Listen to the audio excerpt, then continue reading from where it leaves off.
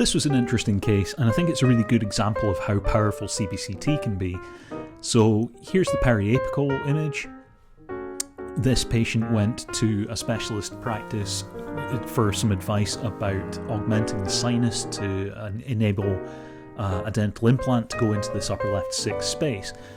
And on the periapical, I wouldn't say there's anything obviously wrong with that upper left 7, but when they took their CBCT scan planning for their implant, there's 2 huge areas on the apices of the roots here.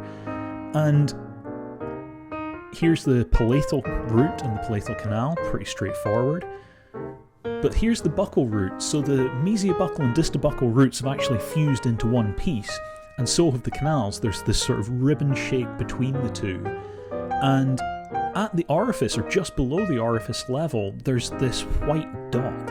And that turned out to be a pulp stone in the canal. And here's another view showing the fused mesiobuccal and distobuccal roots. And this just highlights how useful CBCT is. You're so much more confident going into a case when you have this amount of information. I've done another video on the dismantling and immediate dentin sealing in this tooth. Here we're starting to use a small ultrasonic tip to start mobilizing and breaking apart this pulp stone. Some of these stones are adhered to the wall of the canal. Some of them are really difficult to break apart. Other ones smash apart no problem at all. You just need to...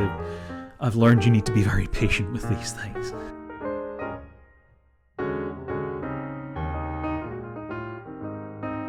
So we're working around, trying not to remove too much dentin, then doing a little bit of irrigation. And as you can see here, this is how I'm imagining it in my head. I'm sort of visualizing things as I'm working. So we have what would normally be the mesiobuccal entrance, the distobuccal and palatal entrances, and there is the pulp stone. So if you're not used to seeing pulp stones, they're this sort of more translucent kind of dentine appearance to them. And then back in with more ultrasonics, you can see this pulp stone a bit more clearly now, and it's starting to mobilize, starting to rattle around in the canal. I didn't actually manage to capture the moment of retrieval with this one because when I put in an XP Shaper file, that started rotating at about 1000 RPM, and that in the end was what broke apart the stone completely. It just shattered. So I didn't really manage to catch that on video properly. And of course, being such an unusual anatomical arrangement, the post-op PA doesn't really look that exciting. I would love to see this in a follow-up CBCT scan. We don't have one at the practice yet. We're getting one in a few months, and I'm really excited about that. But I'm really hoping that the specialists will send me back another CBCT scan so I can have a look and see how well we filled those canals.